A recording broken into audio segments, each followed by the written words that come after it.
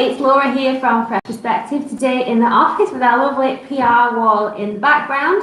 So it's Wednesday, so my turn to do live videos, and with it being Wednesday, I do Wednesday Wisdom. I have been doing that for the last few weeks. So here to you today for you with some thoughts are a book recommendation. So last week, I don't think it was Wednesday, I did a video on a book that I'd listened to called Shoe Dog by Phil Knight and found it really inspiring and motivating and wanted to tell you guys about it, so you weren't aware of it. I could make you aware, and you could go and listen to or read it. So today I want to bring you another recommendation. So this time it is the Emyth by Michael Gerber, which is about why 80% of small businesses fail and how you cannot be that 80%. So as I've been, I suppose, throughout the years of Fresh, whilst I've been talking to business owners, when some people have spoken to me about their businesses, how they set up the structure, their plan, their organisation, I have thought to myself, I bet they've read this book. And when I've asked them, they have. And I've talked to people about it. And I know Emily to read it a few years ago by our business coach. And I'm really glad she brought it to us. Even though I think we would have come across it, because a lot of people have read it, know about it, and talk about it. I'm glad that it was brought to our attention much sooner, because we were able to utilize the information to and bring it into Fresh in terms of how we plan, organise and structure Fresh Perspective into the business it is today. So there's four main things for me. So it's about thinking of your business as something bigger than yourselves, a bigger entity.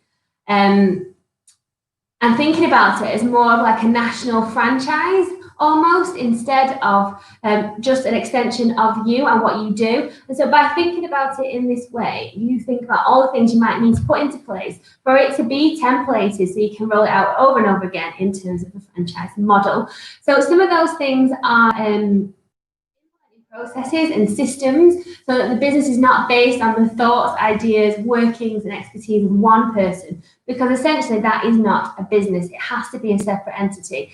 And implementing systems and processes means it's not all in someone's head like mine or Emily's, and that other people can follow those systems, follow those processes and utilize those systems to continue the work of the business in whatever job or area or department of the organization it is. There is almost a guidebook and a manual, so anybody can do it. So the person that created the business doesn't always have to be the one that does all of the things. They can bring in other people, they can outsource it to other people, and they don't necessarily have to help them with their jobs all the time, because there's processes and systems to help. So other things that we found really useful was to think about all the different jobs that might be in your business, not necessarily now or at the beginning, but when you've come to finished building it. Create those job titles. So obviously you might have sales, you might have HR, finance, IT, whatever it is. Create them, create the job specs as documents, whether it's just a few sentences or a paragraph as to what that job is. At the beginning, if it's just you, or in my case, having a business partner, your name or names will be the ones that are on all the jobs.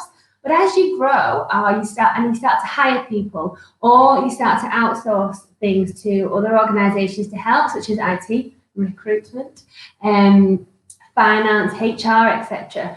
Those company names will fill those spots, and it really helps you, I suppose, visualize your business as something bigger than it is now and separate to yourself. And there's different job titles in it, there's different people, it needs different people, it needs other businesses, suppliers, third parties, to help it grow and move forward, be effective and efficient.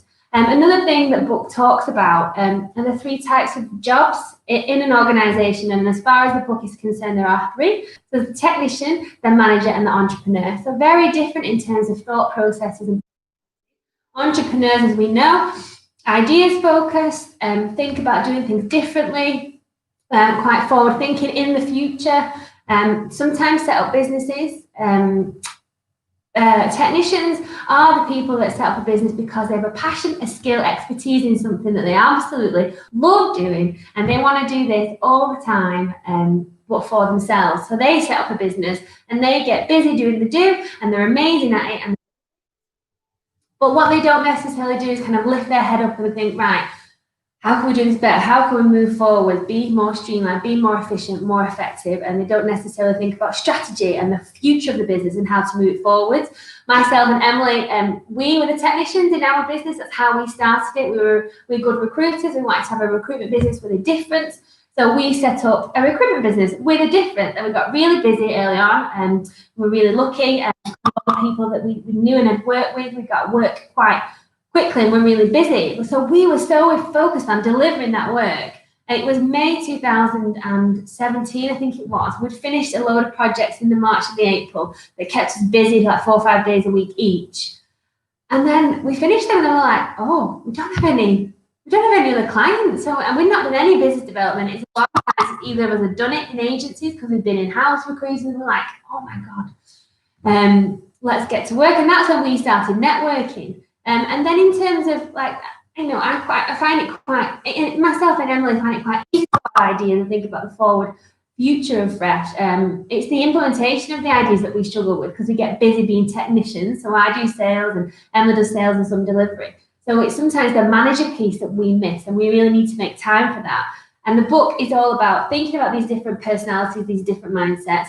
Someone cannot be all of them, especially not all at the same time. A technician can learn to be a manager, potentially an entrepreneur, but you can't do it all at once. And it links back to that old saying that you've got to work on your business and not in it all of the time.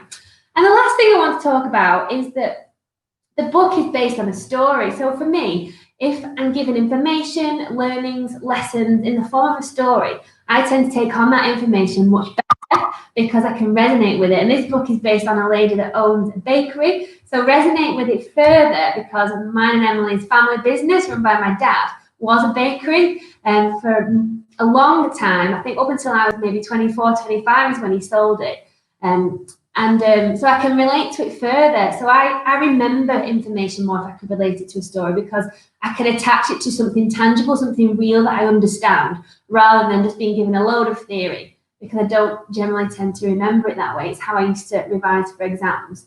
So yeah, if you like stories and you have a business and you want to grow it, or you think about starting a business and you haven't heard of this book, I'll show it again so you know what it looks like when you buy it off Amazon or other book stores are available. I think it is also on Audible, so you can listen to it. But it's a fantastic book. If you have read it or listened to it, I'd love to hear your thoughts on what you thought about it and what things you took away from it, especially if they're different to the main things that have stuck with me. If you are going to read it, then I know that you'll love it if you're a budding entrepreneur or business owner. And I'd love to hear your thoughts. So please get in touch and let me know.